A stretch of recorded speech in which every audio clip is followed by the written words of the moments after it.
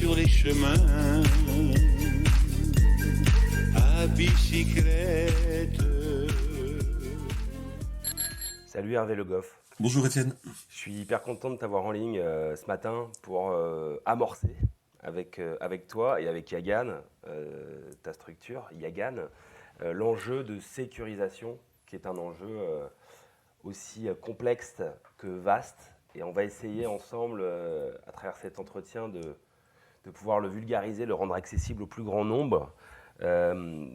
Parce que voilà, en fait, ça nous concerne tous et on n'a pas forcément conscience en tant que citoyen, en tant qu'utilisateur, en tant que consommateur, en tant que professionnel, des enjeux phénoménaux qui se cachent derrière la sécurisation au sens large et en particulier des applications web, puisque c'est le secteur sur lequel vous êtes expert. Mais avant ça, Hervé, toi, tu as bossé 25 ans à la DGA. J'ai l'impression de parler à un espion, quoi. Non. À la DGA, on n'est pas des espions, on est des constructeurs. Et là déjà, donc le rôle, c'est de construire les systèmes d'armement et les armements dont les forces ont besoin. C'est la délégation générale de l'armement, c'est ça ? Alors maintenant, ça va être Direction générale de l'armement. Direction générale de l'armement, ouais. Ouais. Donc, il est rattaché au ministère de la Défense, au ministère des Armées maintenant aussi. Quand j'ai quitté la DGA il y a un petit moment, il faut que je m'actualise sur les noms parce que ça change parfois aussi.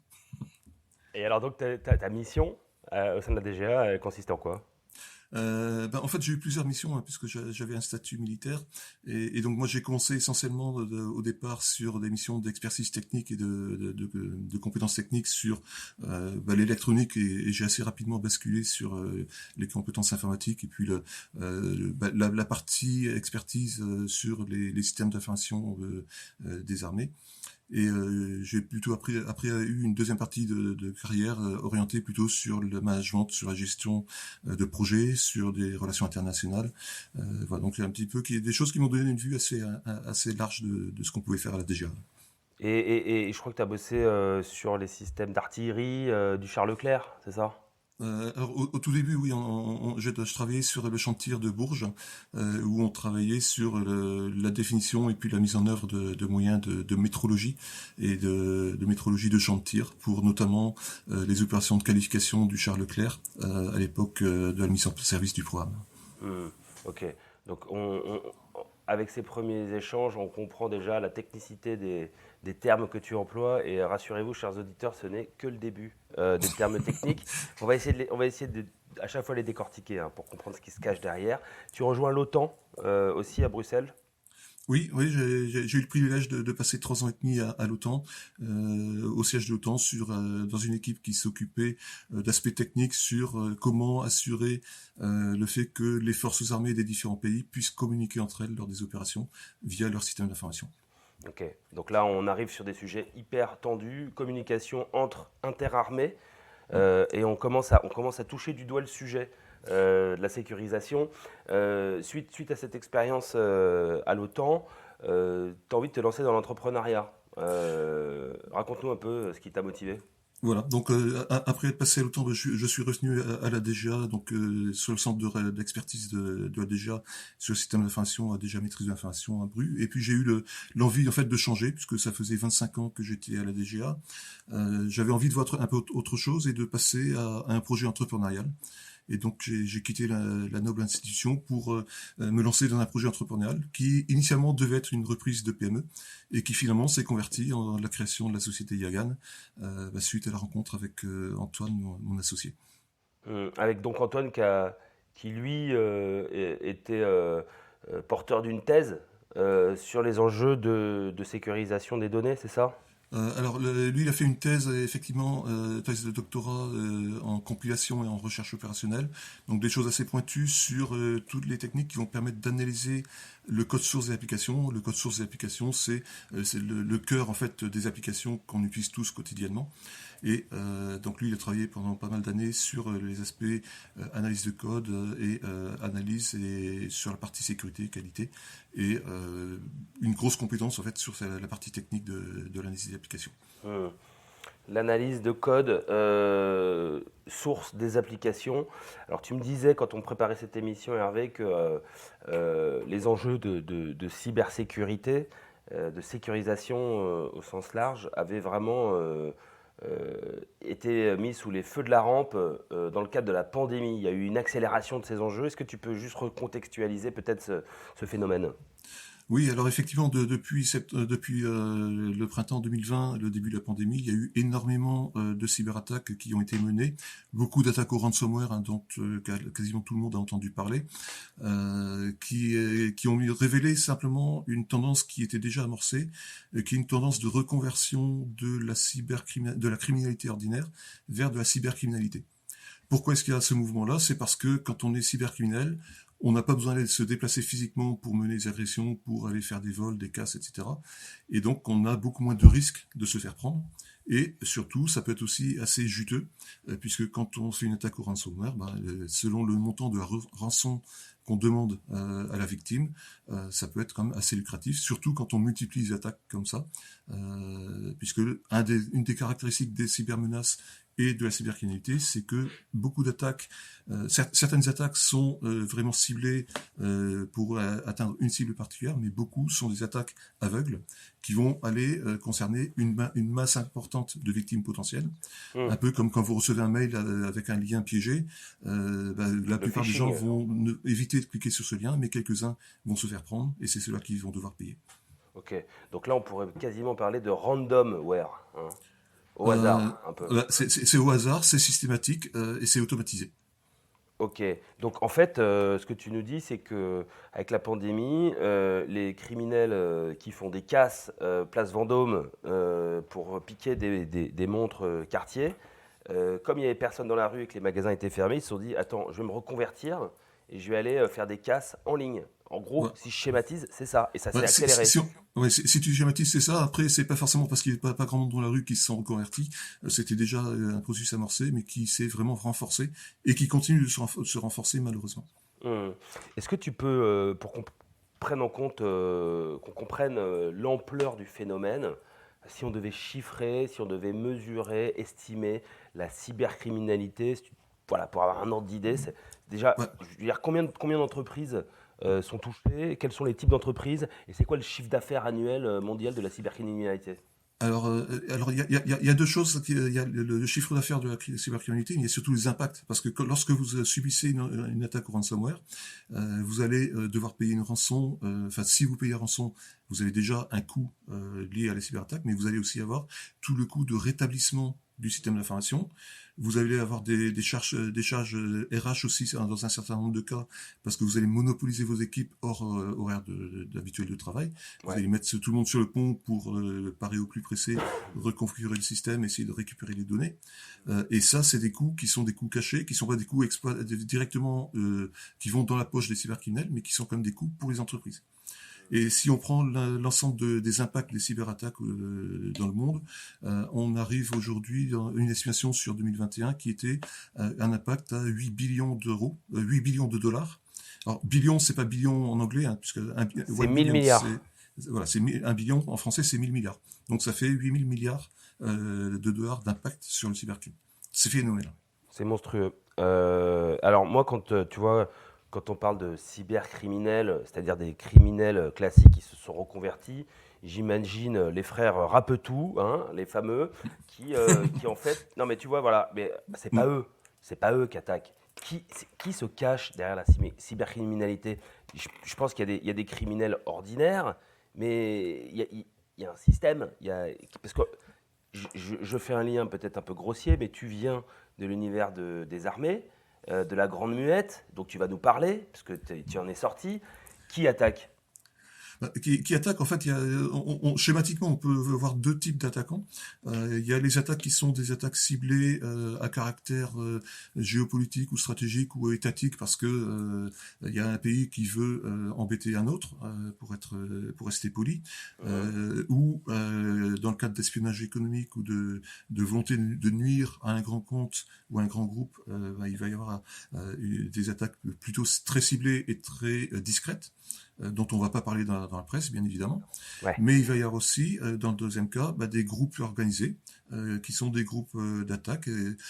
Parfois, certains d'entre eux sont des groupes mafieux, pour justement générer du business et aller construire des outils automatisés sur la base d'achat de vulnérabilité. Alors, reviens sur ce terme-là, je trouve qu'il est assez dingue. On achète des vulnérabilités. Oui, y a aujourd'hui un marché où quelqu'un qui découvre une vulnérabilité qui est mal intentionnée peut aller sur une marketplace, sur le dark web ou sur des forums particuliers pour vendre sa vulnérabilité, et des gens qui vont les acheter pour construire des outils d'attaque. Donc ce qu'il faut bien avoir à l'esprit, c'est que quand aujourd'hui quelqu'un trouve une faille sur une application logicielle, soit il est bien intentionné, il va remonter le problème à l'éditeur en lui disant attention, vous avez un problème, il faut le corriger. Ouais. Soit il est mal intentionné et il va essayer de le vendre sur le darknet pour que d'autres construisent des outils d'attaque. Donc le ratio entre bonne intention et mauvaise intention sur une détection d'une faille et d'une vulnérabilité, c'est quoi?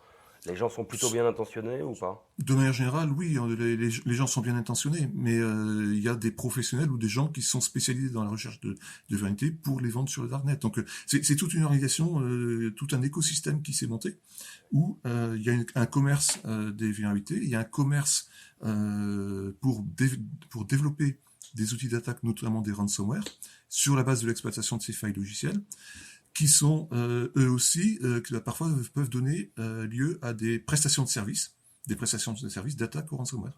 Avec un modèle dans lequel certains groupes vont vendre des prestations de services en disant voilà, je vous attaque 30 000 cibles et je prends 30% sur le chiffre d'affaires, sur les rançons perçues.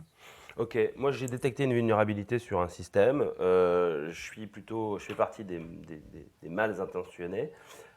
Du coup, je vais vendre cette vulnérabilité et je vais gentiment envoyer mon RIB à celui à qui je vends la vulnérabilité pour qu'il me fasse un petit versement bancaire pour me rémunérer.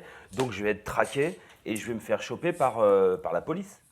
Oui, mais sauf que c'est pas comme ça que ça marche malheureusement, puisque les transactions après se font sur des crypto-monnaies ou sur des monnaies alternatives, donc qui sont difficilement traçables et qui sont assez discrètes. Donc tout ça se fait un peu sous le manteau, pour être un peu vulgaire. Et on peut pas. Et du coup, c'est vraiment difficilement traçable, identifiable ces transactions-là. Ben, dans l'état actuel des choses, c'est assez compliqué. Bah écoute, Hervé, merci d'avoir dressé le tableau de manière extrêmement accessible, parce qu'on sait que derrière, c'est une grosse techno. Alors justement, en tout cas, c'est très complexe. Et nous, l'idée, c'est de rendre les choses accessibles, à la bicyclette. Parle-nous un peu de Yagan, du coup, dans ce panorama que tu viens de dresser. Quels sont les services proposés par Yagan?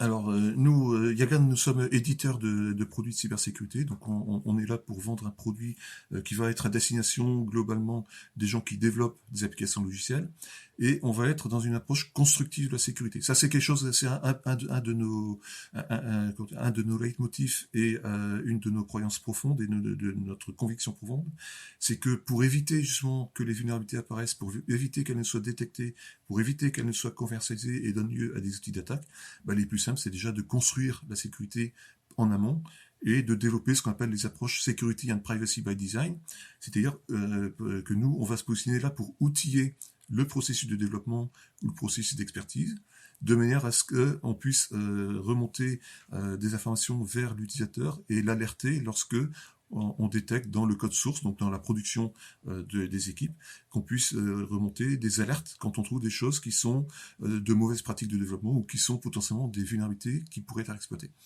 Donc très en amont, si je comprends bien. Donc très amont, dès le processus de développement, donc et surtout avant la mise en service de l'application, parce que quand l'application est mise en service, elle est exposée à ses utilisateurs. Les utilisateurs nominaux seront toujours, de manière très générale, bien intentionnés, mais il suffit qu'il y ait un petit malin qui se glisse là-dedans, qui aille rechercher un problème et qui le découvre, pour que l'ensemble de la sécurité de l'application soit mise à mal et donne lieu à des fuites de données, donne lieu à des attaques un peu plus sophistiquées, ouvre la porte à des attaques au ransomware, par exemple. Une application web, par exemple, ce serait quand je vais sur mon compte bancaire en ligne, via le site de ma banque. Là, on est sur une application web type. c'est ça, typique? Oui, par exemple, ça va être ça va être prendre un rendez-vous sur une plateforme de mise en relation entre un fournisseur de services et un client. Ça va être un système de gestion de paye. Ça peut être un système de pilotage d'outils d'imagerie médicale. Enfin, ça peut être tout. Aujourd'hui, le logiciel, il est partout dans nos vies. Ne serait-ce que regarder votre téléphone, regarder votre PC et résumer ce que vous faites dans la journée, combien d'applications vous utilisez, combien de fois vous les utilisez, vous verrez qu'on est, je dirais pas dépendant, mais c'est un outil qu'on utilise au quotidien, partout et dans tous les aspects de notre vie quotidienne. Et notamment les applications mobiles. Je crois que là, sur les applications mobiles, c'est un projet de développement d'Yagan. Un mot Voilà, là-dessus, donc peut-être? c'est un projet de développement. Alors, si on rentre un petit peu dans la technique aujourd'hui, nous, on va analyser les langages de programmation web, donc Java, PHP et Python. À très court terme, donc c'est au premier semestre, on va sortir le support du langage JavaScript, qui est un langage qui est en train de monter en puissance de manière assez phénoménale. Et après, on passera très certainement aussi au mobile pour les applications Android et iOS. Aujourd'hui, Yagan, c'est une équipe de combien de personnes? Alors aujourd'hui, on est 3 personnes. Ouais. On est en phase de levée de fonds, donc dans l'idée de monter assez rapidement en puissance et de recruter autant des développeurs, des experts sécurité que des gens plutôt orientés marketing commercial.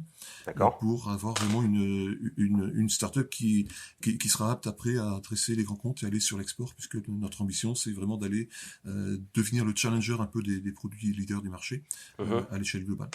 Une des caractéristiques de notre produit, c'est que comme on traite le code source des applications, que l'application soit développée aux États-Unis, au Canada, aux Émirats, en France ou bien aux Pays-Bas, on sera capable d'intervenir. Notre effort d'internationalisation, c'est essentiellement un effort commercial plutôt qu'un effort technologique de notre part.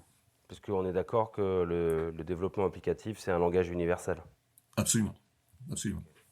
Et ben, c'est sur ces paroles universelles et cet échange de vive voix, Hervé, que je te remercie sincèrement parce que tu as fait un effort de vulgarisation très important et moi, du coup, j'ai commencé à un peu comprendre ce qui se cachait derrière la sécurisation, la cybercriminalité. Je retiendrai notamment que on peut acheter et vendre des vulnérabilités. Ça, c'est vraiment un truc que j'ai appris aujourd'hui. C'est assez fou. Quelque chose que je déconseille fortement parce que c'est quand même très risqué quand on se fait prendre. Ouais, voilà. Alors, on joue pas au frère un peu tout. Hein. Ouais, et si je peux me permettre une petite analogie pour bien sensibiliser les gens aussi, la personne qui va vendre ses vulnérabilités, c'est un peu le dealer de rue qui va vendre de la drogue dans la rue. C'est lui le plus exposé, c'est lui qui se fera prendre en premier. Et ben voilà, ne vous exposez pas pour ne pas vous faire prendre. Merci Hervé Le Goff. Bonne et longue vie à Yagan. On va suivre tout ça de très très près avec la bicyclette. Merci beaucoup Antienne et puis merci pour ce moment. À la prochaine. Salut. À la prochaine. Quand on partait de bon matin, quand on partait sur les chemins à bicyclette.